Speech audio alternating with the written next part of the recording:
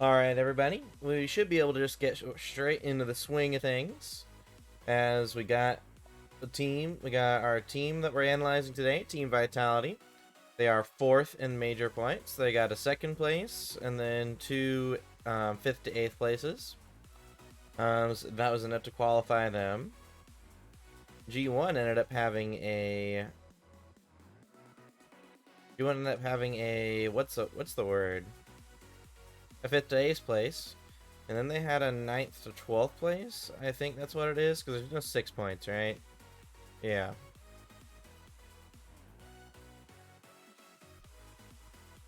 And then they had a 4th place. Alright. Auction had 3 4th places. So Auctioneer's proven consistency. Liquid a 5th to 8th, a 2nd, and a 1st. So Liquid looking good. And of course, 1st, and 2nd from Carmine Core. Looking at the groups, here is Vitality's group. They're playing against Carmine Core, Falcons, Dignitas. Havoc is today? Yeah, Havoc is today. We got quarterfinals today, and then semifinals and grand finals are tomorrow. And yes, I will be updating my PC after the stream, Sir Cosmics. Here we go. Alright. So everybody, this is my initial predictions. We made this day 1 of our deep dive analysis streams. I'm gonna K-Bag into Q1s. Good luck. Thank you. Good luck to you as well. Qualify for that event. Good, sir. Alright. So these are my initial predictions. This is based off of what I already knew about the teams. And I wanted to and we more did this for fun, just to see how my predictions would change after analyzing all the different teams. And honestly, I think it should be a fun time. As I don't know, I think it'll definitely be an interesting card to see if I do change any of them. We analyzed G1 yesterday, and let's just say analyzing G1 yesterday didn't make me want to give them a series win in any of these here. Now here, FaZe tend to do really well on land, especially against European teams. But it is also the first round of the event. That's why I'm taking the game. Same with Crew. But then we have FaZe, Sleeping Crew, and then my initial predictions were 3-1. Although I think that's definitely something I'm going to change once we make our final predictions and our power rankings. And so far, G2 are in a good standing for me, but we haven't analyzed FaZe as of the 3rd regional yet. So who knows? Maybe we'll change this one to FaZe getting their first 3-0 in a group on LAN. And honestly, I want to switch this to a 3-1 or a 3-0 for Crew after yesterday. But it's all good. Now we're going to be looking at Team Vitality. So my initial thoughts with this are Dignitas are looking like a really solid offensive team.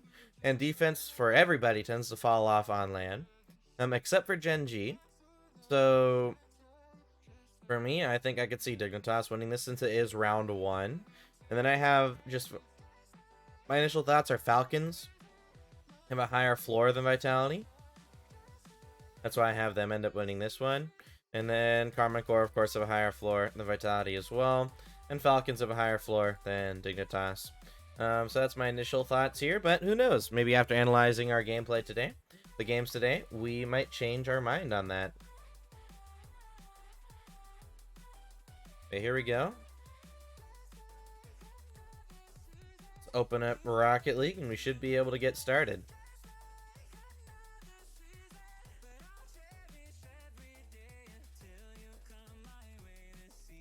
And of course, shout out to Adam Core, as always, for making the spreadsheet for everyone in the Rocket League scene to use.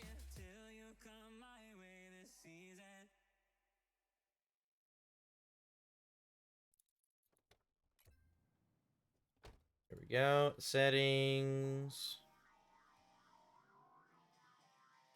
60 FPS, borderless apply. There we go. Alright. So, just as everyone before, so of course if you're watching on YouTube, you might just want to skip ahead.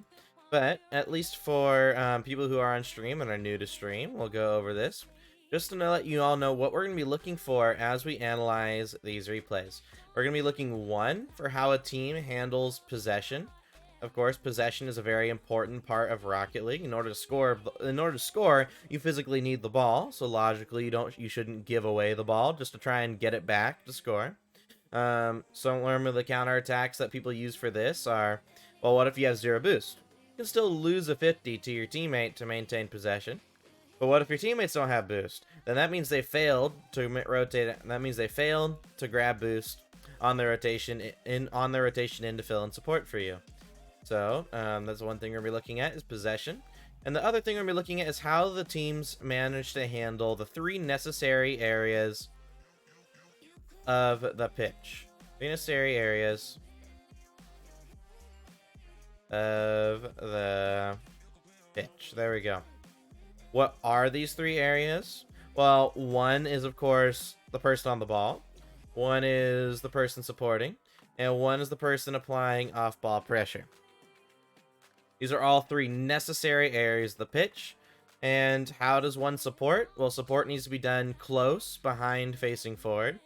I'm sure most of you guys can understand why you need to be facing forward. But the main reason why you're behind is from here you can see your ball cam. With your ball cam, you can see if the midfield's open or not, in which you can go there for a pass.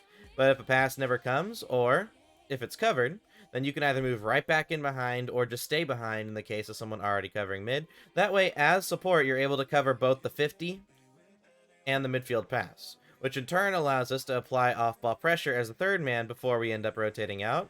But why is off-ball pressure necessary? Well, think of it like this. Having no off-ball pressure essentially means whenever you're in front of the ball, you instantly leave. You go back to net. You go behind your teammates, right? So in this, thinking about it like this essentially means that we only cover this area of the pitch, correct? Which another way of saying it is we're giving 2/3 of the pitch to the other team, or even more than 2/3 of the pitch to the other team, which in turn means that we can phrase it as a question. Would you want to give 2/3 of the other team to G2 Esports? No, probably not, right? Would you want to give 2/3 of the team to KCP? No, you would not. Would you want to give 2/3 of the field to any professional team? Probably not, right? So that's why off-ball pressure becomes a necessary idea. And you can even think it like this. Would you want to give just Daniel 2/3 of the field to do whatever you want? Probably not, right? You wouldn't want to give any individual mechanical team the free space. You would want to give any team in general the space to do whatever they want, correct? So that's why we're going to be looking at the 3 necessary of the pitch and possession to see how well Vitality are able to accomplish that. So looking at Team Vitality, of course they are now so they have Sigms, Redosin, and Alpha 54. Alpha 54, of course, has been well known for a long time at this point. Redosin, he was known in Rocket League. He was originally on Atlantide Wave. Right here, they made a couple good runs back in RLCS X. Actually, we can see that right here. They made some top 8s in RLCS X. He's also, I believe, then they were picked up by Williams Resolve, and they did really well. But ever since then, he's been playing on Vitality since Spring Regional 1. So he's had some experience. We can see a little bit of a change in logo. But outside of that, he's been on Vitality ever since. Sigms, I believe he was also on Atlantide Wave. Yes, he was. I believe the original roster was Atlantide Wave. For Atlantide Wave was Parka, Redosin, and Prime. Yeah, here we go. Sigms. So here we go. So we're actually seeing Atlantide Wave, but with Alpha 54. It's essentially what we're seeing here for Vitality nowadays. But let's look at the winter split. Regional 3 here for Vitality.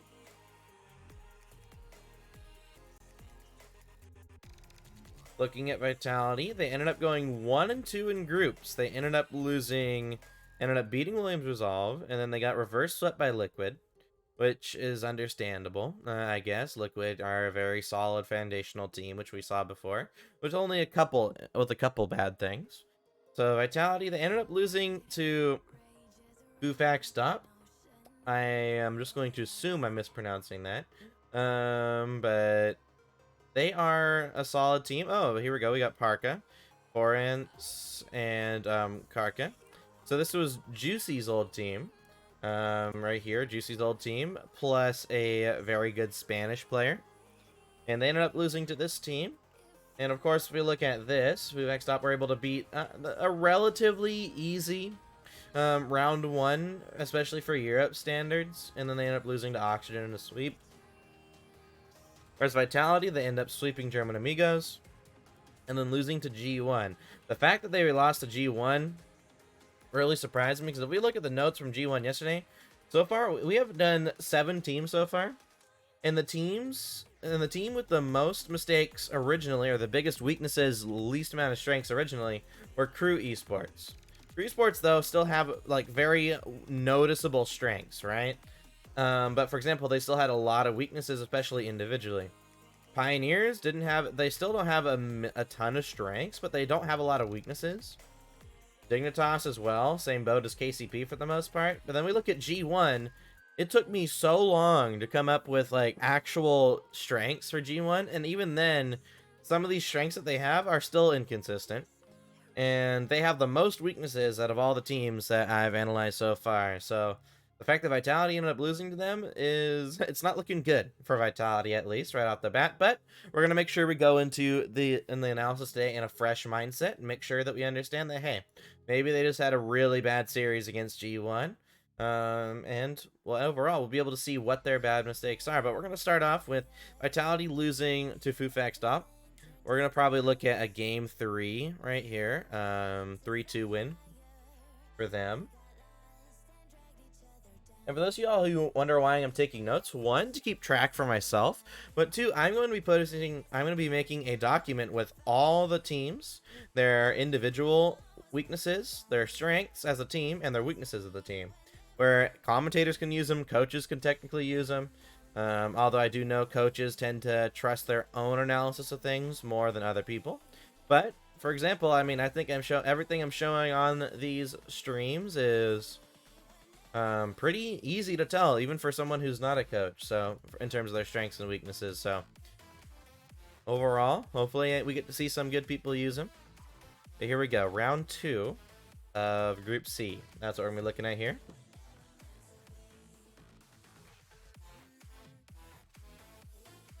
Vitality versus Fufax Top. First thing we're gonna look at is stats. Of course, when looking at the stats, we're going to look at the demos Taken versus demos Sordosin. He ends up getting demoed a lot. He ends up getting half the amount of demos for the amount of times he dies. Sizen, also negative in this regard. Only Alpha 54 is positive, and he still doesn't have a lot of demos. So that could explain why Vitality we're losing in this series. I don't have a lot of off-ball pressure by what it looks like. Looking at the average boost. Okay, average boost-wise, all 3 of these players are really, really good. In terms of big pad count, they also have a lot of big pads. And in terms of mini pads, they also have a decently high. Even the lowest amount of players pad in this lobby, this is still a decent mini pad count. And then looking at movement, expect to see them at the top for the most part. Yeah, Rodosin still relatively slower, but still faster than the opponent. So, but looking at the ground stat, we can definitely see Sizen and Alpha 54 tend to jump a lot more for balls. Which it could either mean Rodosin and Forest. I'm just gonna say 4 right now. It could mean that they are just better at reading when they should go. But normally having a higher stat could also mean hesitation. Luckily at the pro level, it means normally they're reading the play, but of course we won't know until we actually watch the game. Let's look at game 3 here.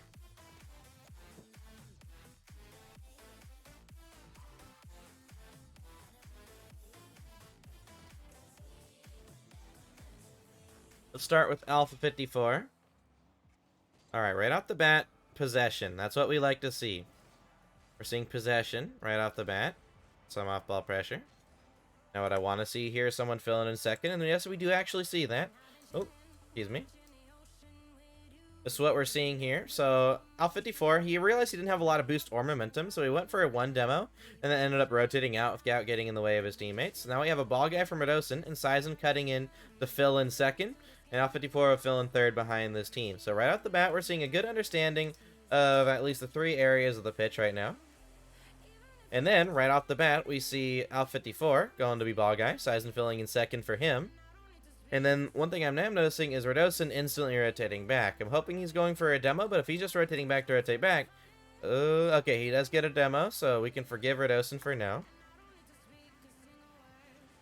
Alright, so Alpha 54. He goes for a corner boost. That's a good off-ball pressure. We see a very clean rotation there from Vitality. You're probably wondering, like, looking at it from this angle, we can see that it's actually a very clean rotation, at least right here from Vitality. We're noticing someone going in for on the ball. We're noticing someone filling in support. We know someone filling in off-ball pressure. And since Alpha 54 is already pretty much rotating out at this point, Sizen is just going to continue to apply off-ball pressure as Alpha 54 fills in second for Radosin. As you see, we have a very circular rotation right now for Vitality. Now, of course, if Alpha 54 was going for demos and Sizen ended up passing the ball at the backboard or losing a 50, I would want him to fill in support just for quickness sake, allow Alpha 54 to keep applying off-ball pressure. But since they're rotating through so quickly, it's actually working out really well for them in the circular rotation. Now, if we let this keep playing, you see that's exactly what happens. And then we have, again, we continue the circular rotation. Alpha 54 going, Radosin rotating out, applying off-ball pressure, and Sizen's going to fill in second. But as we notice, since we don't have any more of these adaptive rotations, where we allow Sizen to apply off-ball pressure here while Radosin rotates out, and we're starting to see that the support player is finding itself really far away from their teammate. And it's purely rotational. It's not a smarts thing. But luckily, Alpha 54 takes his time. Decent 50 there from Sizen. How is that a goal? Okay. So, we go off of some pretty standard pressure from a high-level team. And then we see a goal. We see... Ooh, Radosin does not read the play really well at all there. Because we see he's going to fill in support for Sizen. But here, kind of like Ahmad when we looked at his gameplay, where I can clearly see Forrest is going for a pass to Parka, or at least a launch down the pitch. That's what ends up happening, but Radosin doesn't see that at all. So, something we do have to keep in mind when we're looking at Radosin is making sure he's reading the play rather than reacting to it. Although we have noticed some pros do tend to react to the play rather than reading it. It's not the end of the world, but if you're trying to be a top team, you have to know where that ball's going. And normally when we look at the top teams in North America, EU, OCE, SAM, etc., normally it's only one player that tends to react to the play rather than reading the play. Here we go. Alpha 54, let's see how he reads this play. He sees that ball's popping out here. Great, so we can see Alpha 54, he's actively reading where that ball's going to go. Now, how do you read the play? Well, you look at the angle of your opponent, and you look at how fast he's going. Right now, 4 is not going fast at all, but we can also see he's going at this certain angle, so the ball's going to get flicked up in this direction, and that's why Alpha 54 turns here, so he can get a free possession like this. So, already, Vitality looking way better than G1 did yesterday, because we can see they're actually trying to maintain possession. It's just the rotation, since they rotate through so quickly, there are a lot of gaps. That's the one strength that we found for G1 yesterday, is that they cut in the rotation. They tried to speed up the rotation a lot, and part of the way they did that was by cutting into the ball and support very quickly. Now, it wasn't as efficient as it could be, but it does kind of throw teams off that they don't have the best structure of rotation like Vitality. Vitality, they seem to have a structure, but it doesn't seem to be the most efficient. Or excuse me, the quickest structure. They're very efficient because they're going in all pretty much just filling in behind each other. But since there's no adaptive rotations, I think we're noticing Radosin is becoming an issue in terms of reading the play here. Because right here, he has no idea the ball's pinching out there, which I think any top tier player should be able to see. He sees Alpha 54 going with this ball. He sees how they're approaching this 50. Everyone should know that. I mean, we could easily tell just by how the angle on the ball as they were coming in. We can tell that ball is going to pinch out here for Radosin. But instead, he does end up misreading the play here a bit, and that's why he's not able to go straight for the ball. But he is able to get a 50 at the very least. Now, what happened here is Sizen. So he should have been playing support here for Radosin. It looks like he wanted this big boost, so he opted to go for big boost over support and let Alpha 54 cut in. So that's a good adaptive rotation. It looks like the players don't fully understand the idea of supporting from behind. We can see they kind of want to push mid in some situations. Yeah, we can see Sizen kind of is always facing away from the play, and that's why he's always kind of late to the ball. I mean, Sizen and Rodosin used to be on the same team as they pushed up through Europe, so it makes sense that they would have similar issues individually. He rotates out, watching the midfield here. Gonna fill in support. So this is really good here. So I think Vitality are under... There we go. Rodosin does apply some off-ball pressure with going for the big boost. Alright. Yeah, we can definitely see Sizen and Rodosin have an issue of reacting to the play rather than reading where that ball's going to go. And that's sometimes what could be the key difference. Why would Falcons be a better team? Why would Carmine Corps be a better team? Why would G2 be a better team? Because at least 2/3 of the team are reading where the ball's going to go rather than reacting to it. And as you can probably see it, if you react to the play, what question are you asking here? You wait for the ball to be hit, and once the ball is hit, what are you asking? You're asking, where's the ball going to go? And then answering that question after the ball's being hit. You ask and answer the question after the ball's been hit. But if you're reading the play, you're asking yourself, where's the ball going to go, and answering where that ball's going to go before the ball's hit. And like we talked about before, you look at the angle and speed of the car approaching the ball, which we can tell Park is coming for the ball at this angle. He's going at a relatively good pace, so the most likely he's chipping the ball here off the side wall here. Of course, I would be actively reading this entire time. I wouldn't pause it. But as you can see, the ball does end up going that way. No, I didn't remember. So, my misread here was I forgot how fast he was going. As you can see, in the moment here, it's really easy to tell where that ball is going to go. But some pros still have a hard time reacting. Like, for example, right here, Sizen, he was able to read the slow play from Parka, which he knew what was happening here. He still slowed down, which is a little poor. But right here, during the 50-50, he had no idea where the 50 is going to go. Now, luckily, he's behind the ball, facing forward, in such a way where he's able to fly up for it. As you see, the reaction time, having to react to this ball wasn't the end of the world for him here. But as you can see, it's still an issue. If you're playing against a team that does read the play, then he's getting dusted with that ball every single day. Let's see, maybe Rodosin's issue is he is reading the play when it's slower, but he's not reading it when it's faster. I think that might be, because here we go, because we looked at G1 yesterday, they weren't even sure where the ball was going, like, outside mark by 8, even when the ball was going slow. So, let's see. Lose the 50 back. Sizen misreads the 50 there.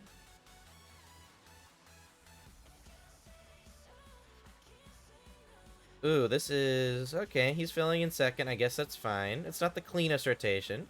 But at least, like, we can tell Vitality has a structure here. And I think already in this game, we're noticing that... we're noticing a couple strengths for Vitality. We're noticing that the team understands the importance of possession. And another thing they understand, the team understands the importance of having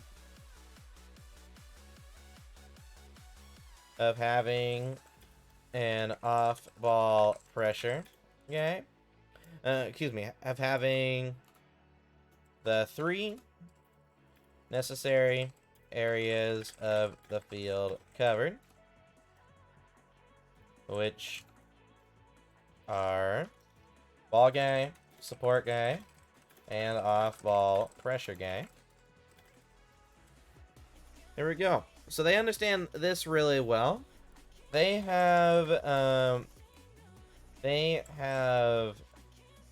solid, basic, adaptive rotations of understanding the priority of the 3 areas of the field.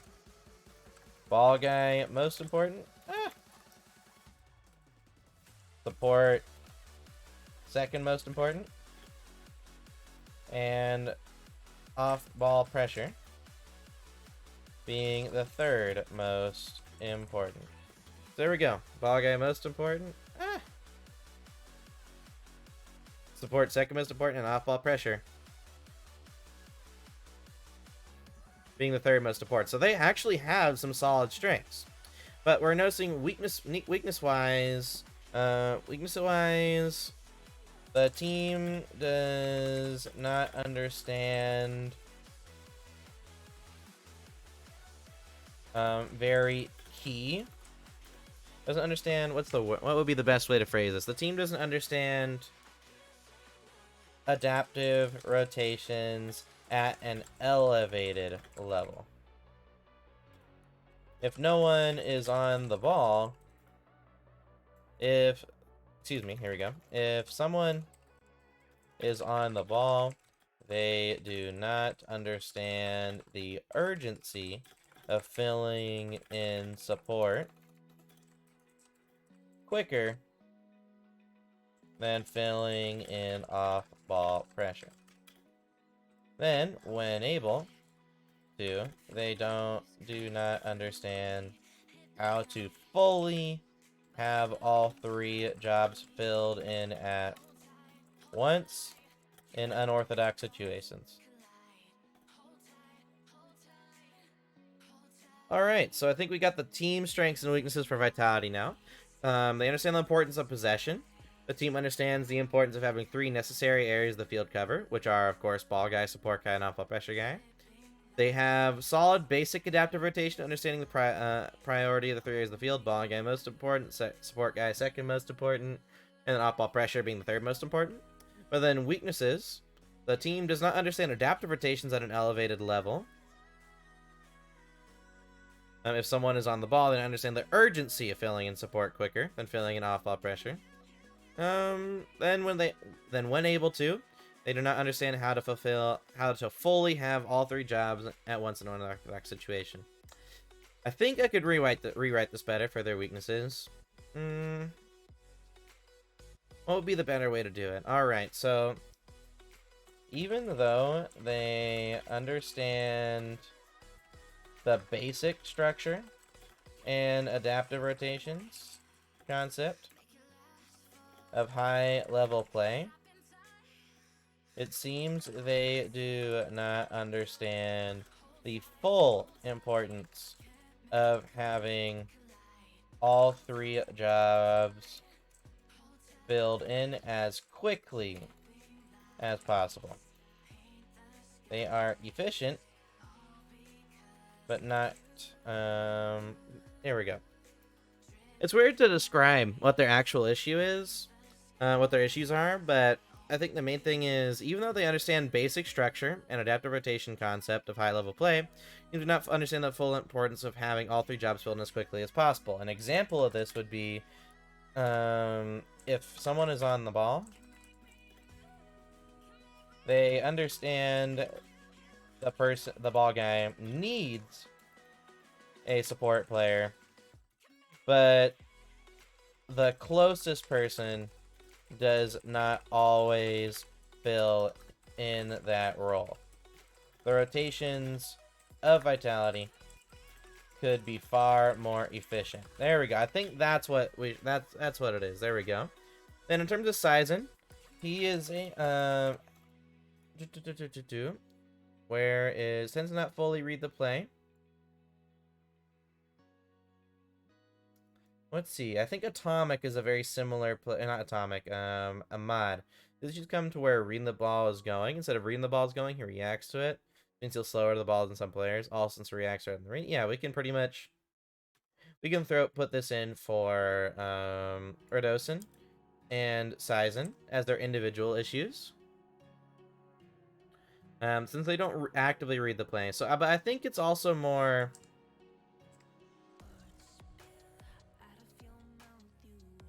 I think they're able to read the play. They're just not as efficient as they could be at it. So that's what I think it is. So let's look at this here real quick. So Erdosin is able to. So I think Erdosin is full on. He needs to be better at reading the play. But for Sizen, he is able to read the play when it is slower. But when the play speeds up, he has issues with reading where the ball is going versus reacting to where it is going.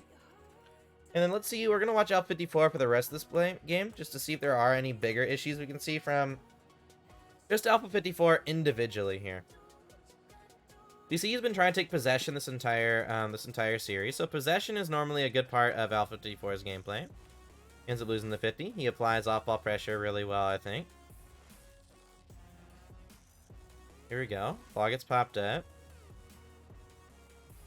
He looks for a shot. It's off target. He's going to stay across for a second. Now, was this cut necessary? Ooh, why is Rodossin all the way back, actually? So I think that's an issue that some players of Vitality... I think Rodossin has shown it a couple times now. And then Sizen, he's grabbing pad. Oh, yeah, so... I think Vitality are showing they're a little big boost reliant. So that's also a weakness we can put down. The team also seems to be partially big boost reliant.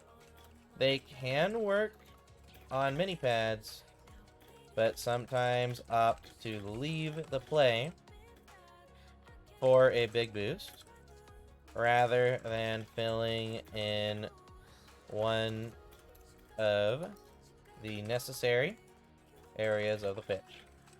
All right.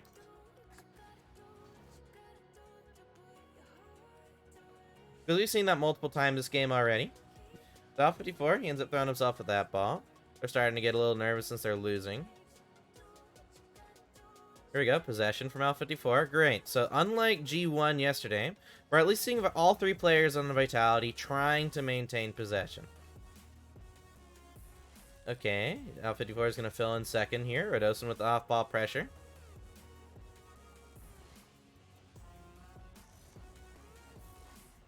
Alright, Sizen with the shot. Alright, that's a pretty good follow-up. And if we look at Rodossin, he's going to fill in support for Sizen, and Sizen ends up reading the play really well here. They're able to work individually on lower boost, but sometimes they opt to kind of just leave the play when they could be staying closer to the play. Now, how do they get scored on right here? And then how do they score another goal after this? I mean, that's what I don't understand. Okay, so it's a kickoff goal, and honestly, maybe Sizen should have been able to save this. Yeah, he ended up slowing down. And then we see another kickoff goal. It went from 1-0 with 13 seconds left to 2-2 with 2 seconds left. Okay, definitely a very interesting series. And then they scored on here at 0 seconds? Is that what happens? Alpha 54 hits it. He gets bumped. Sizen gets dunked. Oh my. What? I forgot this happened. I remember this was on Twitter. Alpha 54 tries to get a good 50. Sizen misreads the play. And then Rodossin misreads it as well. Alright. He does watch mid momentarily. He still kind of rushes back, but ugh, how is that a goal? So for Alpha 54, I think he is a very solid player. I think sometimes on okay, I want to put something down for Alpha, but I think it's kind of similar to Atomic on G2 when we analyzed him, where we couldn't really find issues with him as well as TRK until one of the later replays. Alright, so next game we're going to look at, I do want to look at one of the Liquid games, probably the 2-1 where they lost Game 3 versus Liquid. That's going to be round 3. Just looking at the stats here. Ooh, whoops. Meant to go into the Vitality. There we go. And then we look at stats. Let's see if they are able to pick up on the off-ball pressure. Less demos than being taken. Less demos than being taken. And less demos than being taken. So Vitality, off-ball pressure as a team seems to be a bigger issue. Now, is it individually that it's bad at demos? Because it looked like they were actually trying to go for demos in that last series. Looking at the average boost, Sizen, Alpha, and Rodossin tend to be at a decent boost amount the entire time. Looking at big pads, Alpha 54, Rodossin. Sizen's actually lower on big pads. So let's see. Let's go into the group here. Look at that game 3 between these two teams. That's actually pretty cool to look at.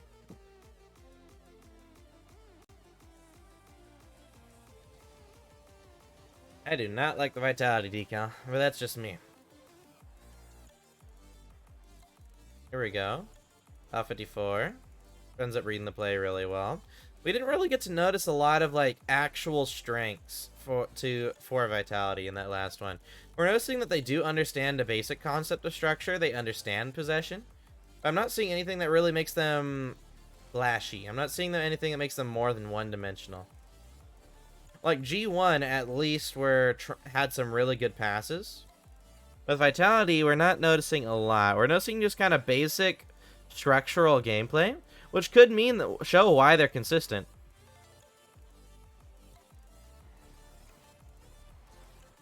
But how is this a goal? So L54, he just gives away. I'm starting to notice mechanically, Vitality are not perfect, I should say.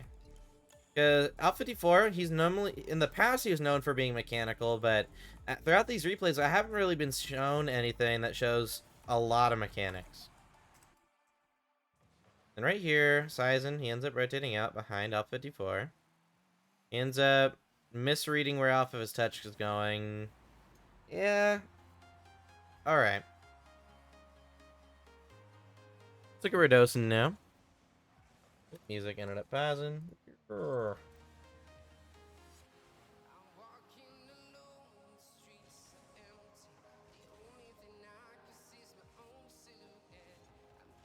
Yeah, because we can definitely see Liquid, they have a very big arsenal of offensive weapons. But how are Vitality just straight up missing the ball? That's my question. L54 flies up for this. He leaves it for Sizen. How does Sizen miss this, huh? Sizen reads the clear, and then I guess he just misread it. Well, that explains the goals.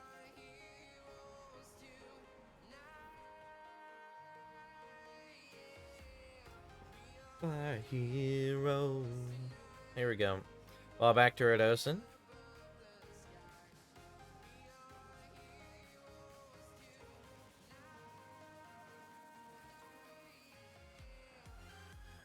Alright, ball does get popped out to the side. Back here, Sizen to Tau. That's a good read from Alpha. He tries to get it above Oski to his teammate there. I think we are noticing a strength of Vitality is... One of their strengths is they tend to... I think they definitely seem experienced at the high level. Like, they have confidence. But I think we're starting to see their weaknesses are what's really causing them to get scored on. Although I'm thinking mechanically it's also been an issue here. Because Vitality, their mechanics haven't been solid. Because they have been focusing on possession. But I think it's also been an idea of, even though they've been focusing on possession, they also, just under pressure, they seem to also be giving away possession. I think it's something we could put down for L54. When nervous or under pressure, tends to give away the ball.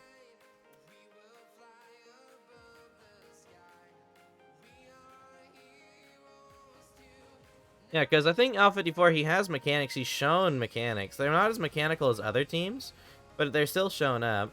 Redosin starting to give away the ball. What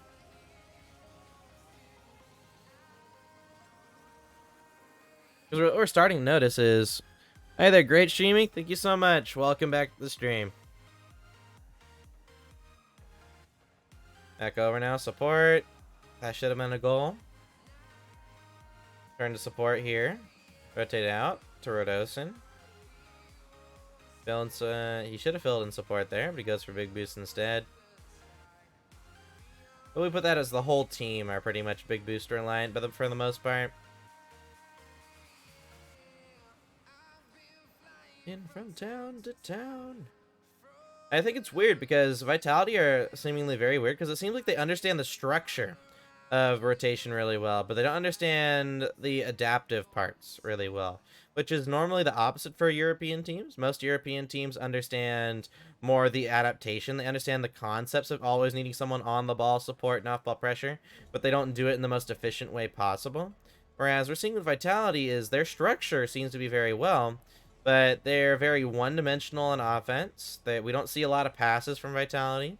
And then we also don't, and also when it comes to the adaptability, if something unorthodox happens, they are not the best at filling. They're not the most efficient at filling it in. I think that's how we can rewrite this. All right. So we can write down. Okay, so the team understands the importance of maintaining possession, the basic structures and rotations and rotational concepts of Vitality are very solid. That's something that they have that's going well for them.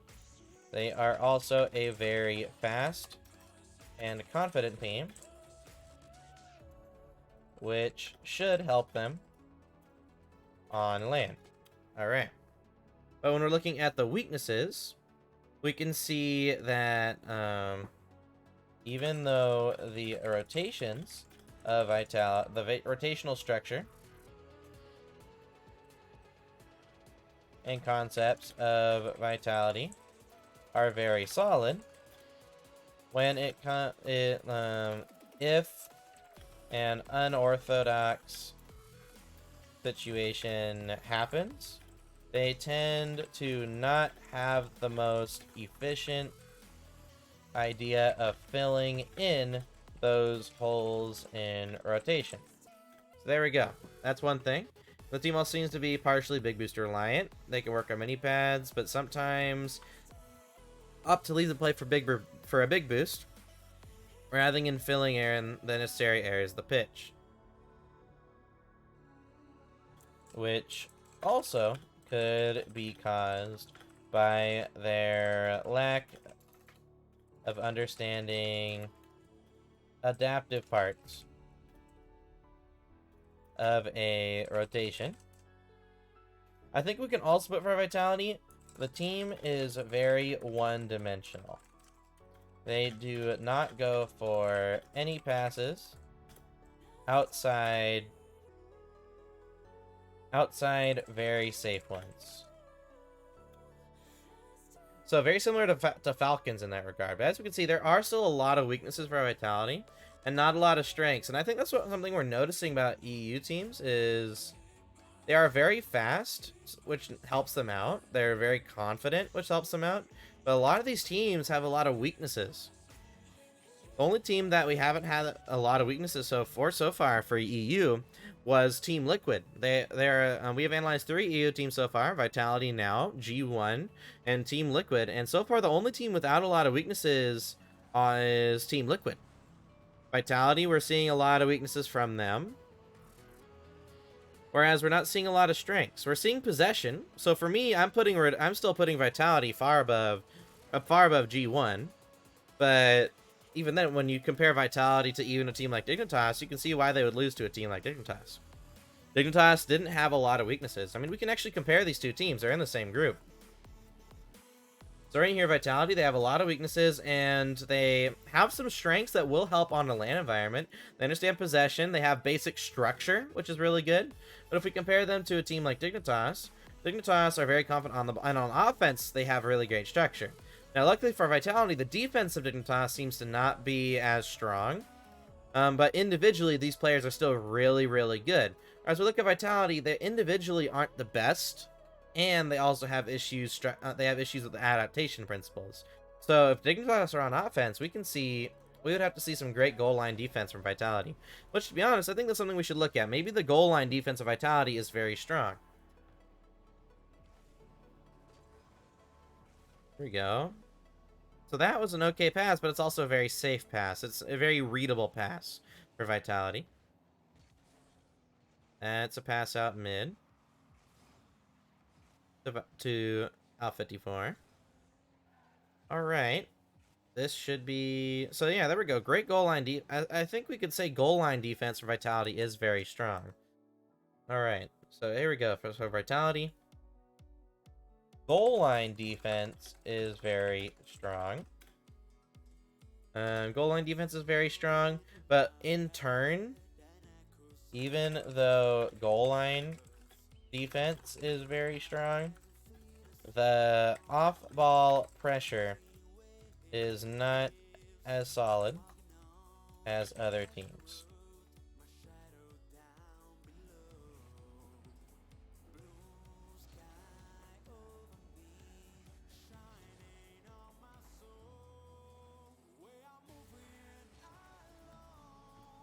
Here we go. Up here for Rodosin. He pops that ball to Alpha 54. And a very readable pass. I think it's the main issue with Vitality, is they are very readable. But let's see what issues we have now. And when nervous or under pressure tends to give away the ball. Sizen, he's able to read the play when it's slower, but when the spades he has issues with reading where the ball is going versus reacting with it. Has issues with reading the ball when we're going instead of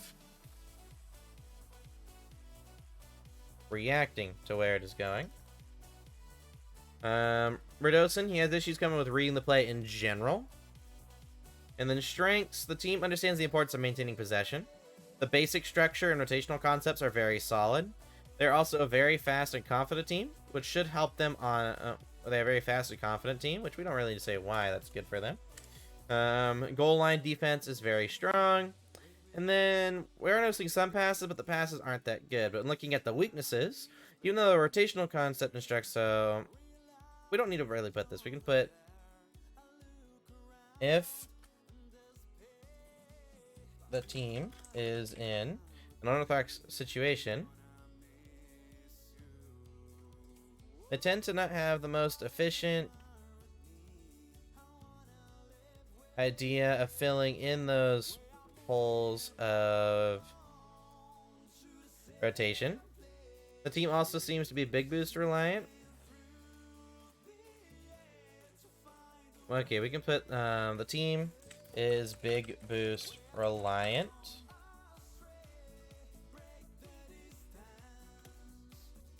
Actually,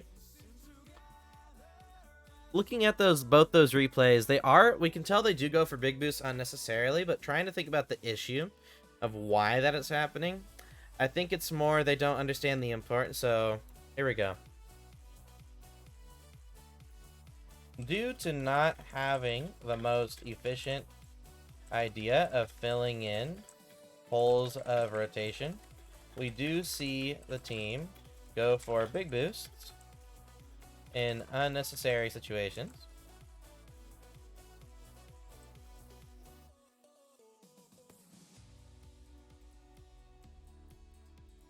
Leaving bigger holes in rotation.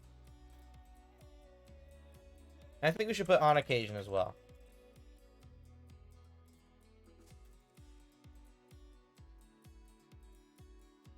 The team is very one-dimensional on offense.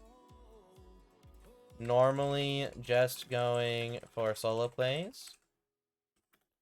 I will say, at least in terms of the strengths, due to the solid basic structure, Vitality are very consistent on offense. So that's a strength of their rotation. They are very consistent on offense, and their goal line defense is strong. But the team is very one-dimensional on offense, normally just going for solo plays, which means a more dynamic and solid team will have more opportunities to score. So, for example, a team like G2 should beat by Vitality. A team like Falcons is just better than Vitality in terms of structure. They should beat Vitality. A team like Carmine Core that has better offense will beat Vitality. A team like Liquid will beat Vitality. A team like Oxygen will beat Vitality. However, Vitality will be able to beat teams that are not as dynamic as them or less structured than them. There we go. So the team is very one-dimensional. So Vitality, I don't think Vitality will be winning a LAN. Maybe Zen will add on to that. But there we go. I think we've cleaned up the weaknesses. Because for me, I wanted to make sure Vitality have less weaknesses and more strengths than G1. Because we can tell right off the bat, Vitality, they don't have more strengths, but at least they have less weaknesses than G1. Here we go. So now let's look at what game should we look at now. Maybe look at one game here from a game that they won now. Let's look at game 1 versus German Amigos.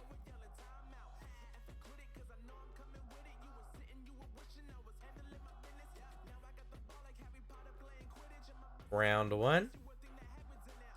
Vitality versus German Amigos.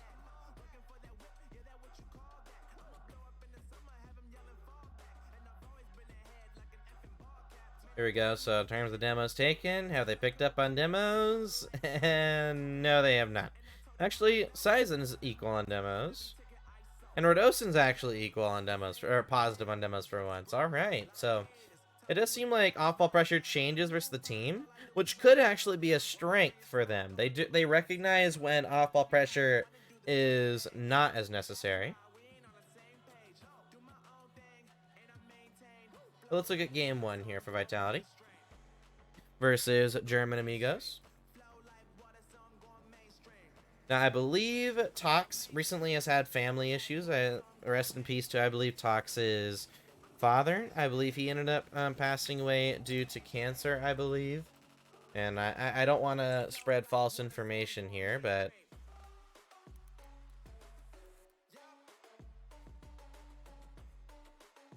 Okay, what is Tox's Twitter here? German Amigos, Tox. Twitter. Oh, Tox trapping at times. Yeah, that's what it was. Yeah, I believe. Yeah, his father did end up passing away.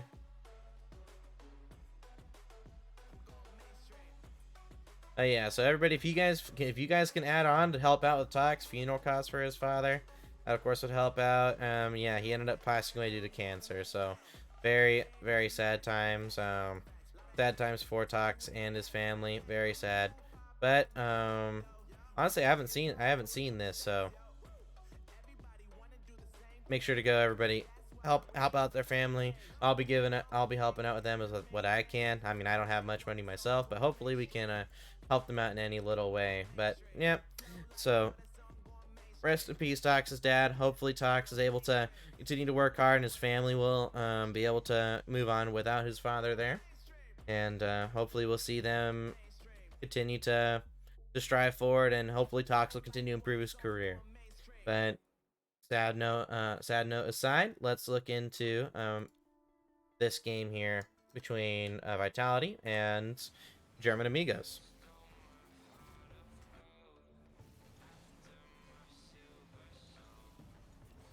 So, almost, like, this is very close to being a good save here from Rodosin. He does end up getting bumped. I feel like it's more of a great offensive attack there from German Amigos.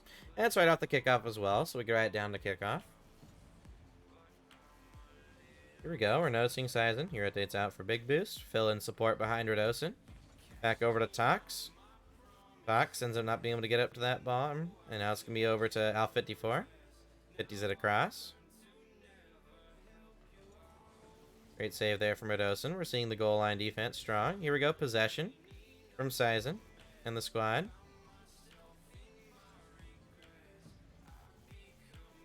I think that's a weakness we could put down for Vitality. When playing against a more dynamic team, they tend to be more nervous, which leads them to giving away possession. Because right now, they're keeping possession way better than they did against Team Liquid. And Team Liquid are a solid team, but as we can see, there are still some issues with... I understand possession is necessary, but I think individually we're noticing some of the players are a little bit more nervous on the ball than others.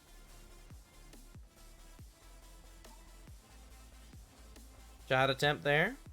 Now back over to Al54. Back to Sizen. Sizen forces high. I've noticed that a little bit from Vitality, but because like they are forcing high a little early than other teams, but that's not their biggest issues at the moment. That's why I haven't written it. That's why I haven't typed it down. And I've only seen it like twice now, I think. out of the last few replays. So to me, it's looking more like a one-time situation, maybe misreads individually, than actual just they don't understand forcing high and forcing high when it's threatening.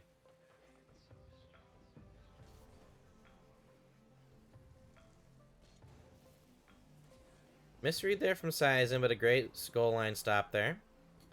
So even though their goal line defense is strong, I think we do have to write down the team is very one-dimensional on offense. Will have more opportunities to read the play and gain possession. Strengths, vitality, very consistent offense. Goal line defense very strong. The team is very one-dimensional on offense, normally going for solid plays.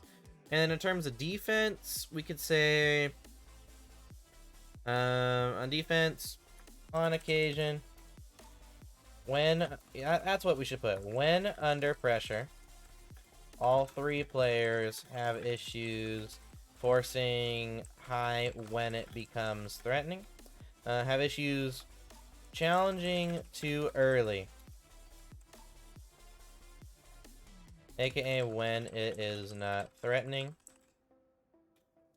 And then off-ball pressure on defense tends to drop off, which of course off-ball pressure is necessary. So honestly, Vitality are looking very similar to Dignitas in terms of the defensive weaknesses, but in terms of the offensive weaknesses, I think Dignitas are just looking like a better offensive team. So Dignitas definitely going to be happy that offensively they're looking better than Vitality. But of course, we tend to see also North American teams tend to be less confident than European teams. And that confidence, like, some people don't think that confidence wouldn't make that big of an issue if a team is clearly better, but confidence, especially on a LAN, builds wonders. But like, when you look at Gen G, they were playing against every series knowing that they do have the potential to win, and it gives them confidence. Whereas when you look at some North American teams, where even if they know they're the better team, and they normally are able to get out the win if they are a better team, we can see they're not confident in some of the games. Not as like, for them, it's not a clear victory. For example, when we look at Carmine Corps, when Carmine Corps are going against a team they know they're better than, they are not losing. It's just without a doubt, they're not losing. But if they ever lose that confidence, or they're not playing as good that day, that's when they end up losing. For example, Moist on LAN had the most insane confidence ever. Moist individually are insane, of course, but as a team, they aren't looking good. Like, I have a feeling that Moist, even if Juicy was on Moist with Astral and with Astral and Joyo, like, I still think they would have insane confidence. Whereas Joria's and Archie, they've had insane confidence in group stages before, but when it came down to LAN in the quarterfinals, then they also, where Joria just doesn't seem to have confidence in quarterfinals. I wish there was a way we could say Fifth tied for Fifth for Joria's, or a name like that, because bro's perma stuck in top 8 when it comes to LANs, when he actually does make top 8. Everyone talks about fourth killer, but what about Joria's always only making top 8? Here we go. But yeah, honestly, I think we have already divulged what Vitality's weaknesses are, their strengths. We could see do the adaptation parts of the game, and they're not as solid mechanically as other teams. I guess we could say mechanically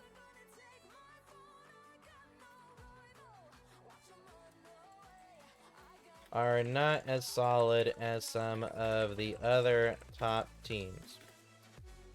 That's something that people might be raise their eyebrows at, because right here we can see with G1, the team does not understand how to properly rotate. They don't know how to rotate at all. It leads to massive inconsistency. Players seem to be doing what they individually want to do, and the team is not playing as an actual team. The team does not understand the importance of having a necessary off-ball pressure guy, which means the majority of the time, their opponents are free to do whatever they need to. The team as a whole is very bad at maintaining possession, knowing how important possession is. I think we could also put mechanically.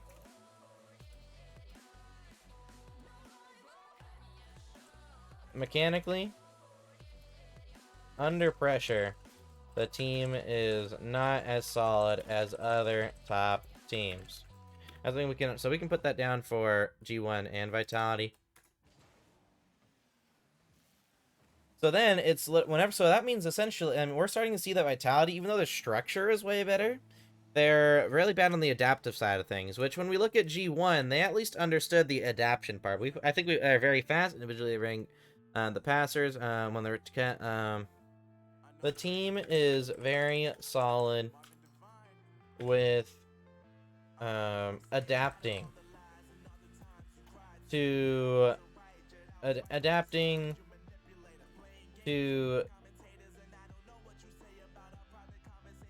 difficult adapting to difficult unorthodox situations.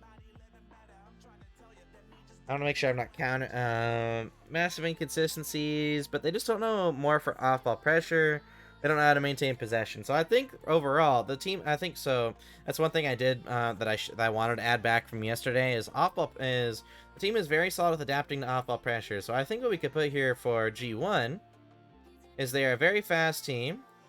Individually, they're getting the pass. The team as a whole is great at ensuring on offense.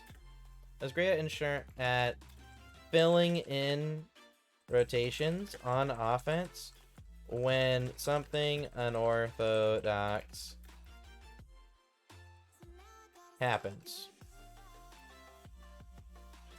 That's what we ended up having put here, right? For G1. They're a very fast team. Individually, they are fantastic at maintaining momentum and getting awkward touches on the ball for the other team. The team as a whole is great at filling in rotations on offense when something unorthodox happens.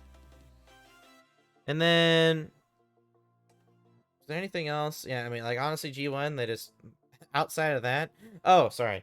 They, the passer is fantastic at understanding when a teammate is open for a brilliant shot. But of course, when we look at their defense, it's still a lot of issues. Look at offense, we see the strengths. The basic structure are very solid. They are also a very fast and confident team. They're very consistent offense. Goal line defense is also very strong.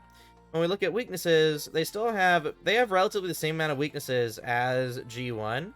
But for example, for G1, they have a little bit more of a dynamic offense because of the passes, whereas Vitality have more of a consistent offense. So Vitality have a higher floor than G1, but G1 technically have a higher ceiling than Vitality right now. So actually, I really like how that ends up coming out here for Vitality.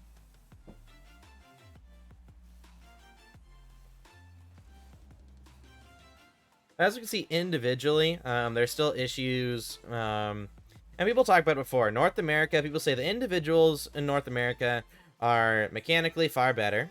And I would honestly say in terms of reading the play, a majority of North American pros are also better. A majority, there's still some exceptions.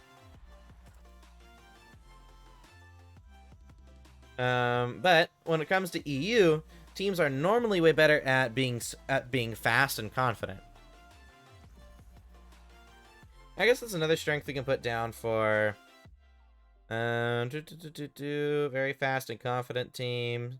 And then for G1, individually are fast at maintaining momentum. The team as a whole is great at filling the passers. Granted, the team is also very confident in their passes. Yeah, so they're confident in their passes, but they're not confident in anything else. So I think that's why Vitality overall are still the better power rank team. But if Vitality individually aren't on that game, or since they are one-dimensional, we already talked about how G1 were more individual than their opponents. There we go. That's going to be the end of this game for the most part. Now to look at G1 versus Vitality. What game do we want to look at? Probably we want to look at this game 4 between them. Oop, wrong thing. Playoffs. Quarterfinals. G1 versus Vitality. Now, I believe we already looked at the stats yesterday. I believe against teams against teams that are bad at off-ball pressure, we saw. Yeah, we can look at this. So Rodosin and Sizen getting demoed way more than they're getting demos, and even Al54 are the same. It's just Al54 got demoed less. So normally that's where we saw G1 do better against teams that are poor at off-ball pressure. So I think we could see on, but I think it's more for Rodosin. I think we have to add on here for Rodosin. When in front of the ball, he does not apply off-ball pressure, instead opting to rotate out earlier. And same thing here with Sizen. So we're finally seeing some more individual things for Vitality. And these individual things could be why. Because if right now, if you really look up here, there's not a lot of individual things for G1 outside reading the play. And then the team structure is bad. Whereas Vitality, the structure is really good. But individually, we're noticing a lot more issues. So that could explain why, even though Vitality have the better structure, G1 just might have the slightly better players. Maybe that's why we see these teams kind of go back and forth.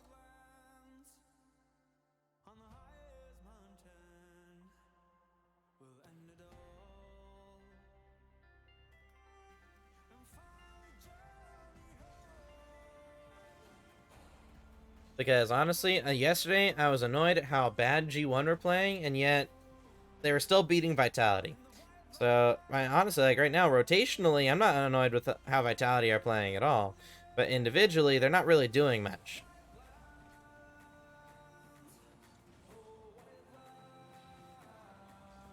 So for a LAN, I think power ranking wise, I'm still going to have Vitality above G1. Just because a team that's not strong rotationally is going to fall apart at LAN. It's just how it's just going to happen. Now, don't get me wrong. Even though I did say yesterday, if I power rank G1, I'd put them at 15.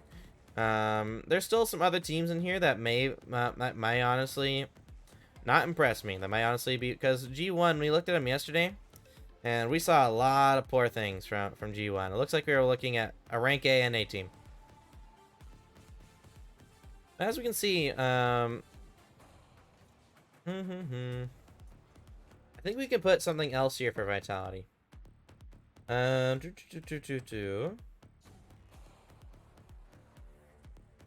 When playing against a team, their skill level or close,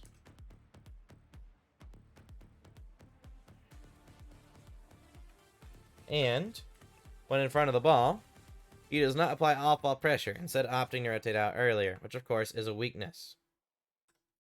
And then Rodosin, we can just post the same thing for him.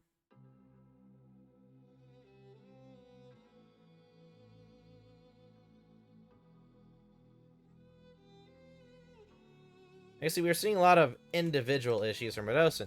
But honestly, looking at this, you would think, well, Rodosin obviously is going to get replaced. But the one thing about Rodosin is about Zen. I haven't watched a lot of Zen gameplay, especially in threes. So I don't know what role he would fill in. If he's anything like Daniel, then he'd probably fill in more of a third-man role for his team. In which, by what we're seeing here, we can definitely see Rodosin is actually playing more of a third-man role. So we can definitely see Rodosin being the player getting replaced here for his team. But I think Zen tends to be a lot more aggressive than Daniel, so I could see Zen being more of a second-man role, in which Sizen would probably get replaced in Vitality. Ooh, that's a misplay there. Complexity is toxic? Oh my. Why is complexity toxic, Cosmic? Please elaborate.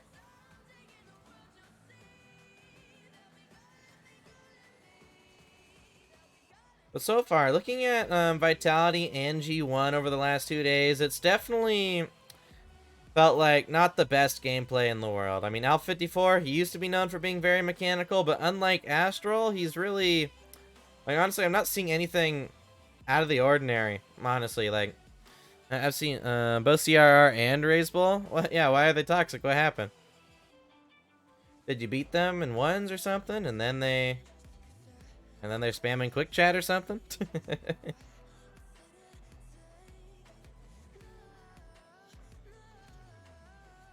Yeah, look in Discord. Oh, I think I'm sharing my full screen.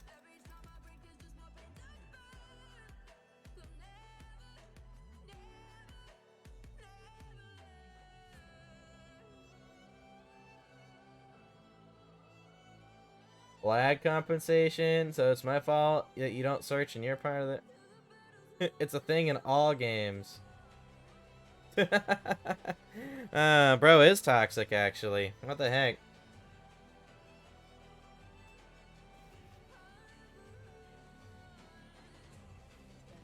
Yeah, then they spam quick chat, and then CRR said that. And no shot they're saying play in your part of the region when... I mean, he's queued NA from EU before. He's playing with Razebull and AJG, who've been queuing NA servers with way higher ping than that before. So, like, bruh. And RLCS, and then CRR saying, like, make RLCS when, like, he could barely do it in EU. Okay, to be fair, he started making more consistent regionals towards the end of before he switched to complexity, but yeah.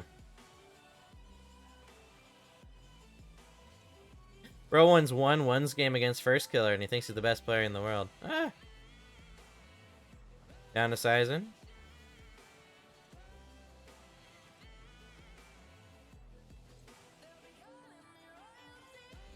Yeah, like we said, we're not seeing much. I think even though the structure and offense is very great, we're not finding many goals coming out of Vitality. Whereas for at least G1, we're noticing G1 are at least able to get string some passes together. So even though Vitality, I think, rotationally and structurally are better, G1 definitely look like on the terms of the speed and creating chances are definitely slightly better. But G1 also create a lot of goals against. So maybe against a team like Vitality, they might be able to win, but I'll see them losing a majority of the time. So for example, if G1 Vitality played on LAN, I'd probably see it going to Game 5 with Vitality winning, but of course, online, we see G1 were able to win this series. And honestly, though, Vitality individually are not looking as solid.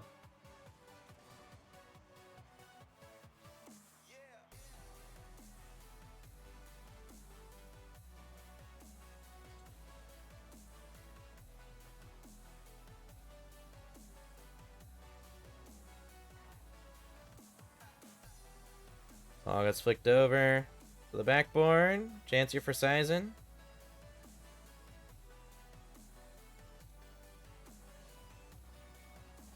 See how 54 does here. Ooh, shot. And a goal. Yeah. Individually seeing mistakes here. I mean, like, Alpha 54 tries to take possession. And then Sizen, for some reason, double commits with them, and it's a goal. Yeah.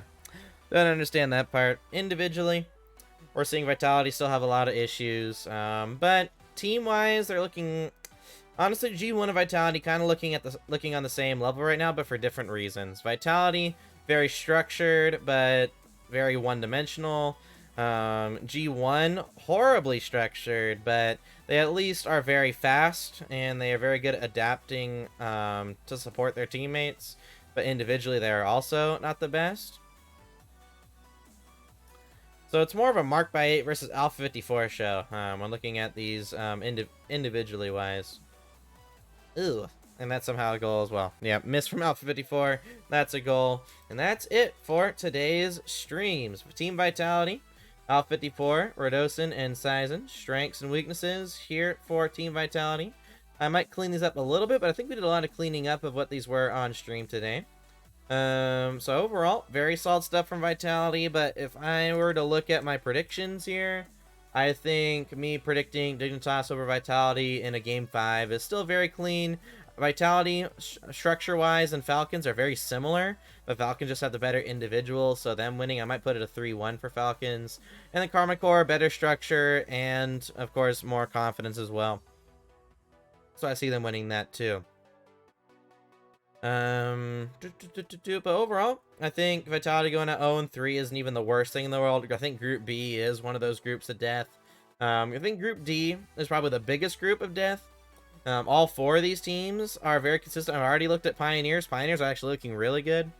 Same thing with this group. G1 and Crew both haven't impressed me, so for me, it's really just a G2 phase group with one of these teams going to try and become pull upset, but that doesn't make it a group of death. This one, I think Vitality, Dignitas, and Falcons don't have anything in Carmine Core, but even fighting for second place, Falcons should be the more consistent team and should win that every time.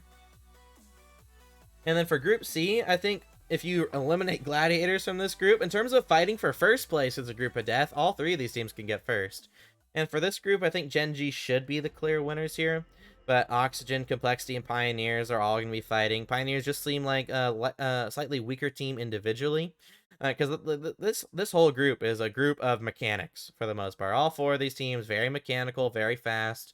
It's just Pioneers are going to be slightly less mechanical. But in terms of structure, they are very solid. So who knows when we come over. And so who knows what we're going to be going over. But tomorrow, we're going to be going over a North American team. And we went over an EU team here in rankings, so might as well go over North American team here. Looking at the winter rankings, we're going to be looking at, so we've already gone over G2, so we'll be looking at Complexity tomorrow. So that should be a overall fun day. Day 9. Complexity, is it Complexity Gaming? Yeah, Complexity Gaming, all right. Gaming, NA. And we'll be looking at them tomorrow. So thank you so much, everyone, showing up to the stream. It has been a pleasure. It has been a pleasure streaming today. And then tomorrow we'll be going over the speedy mechanical complexity tomorrow. So make sure to stay tuned for that. Hope you guys all have a great rest of your day. This is HVCLuc signing off. Peace.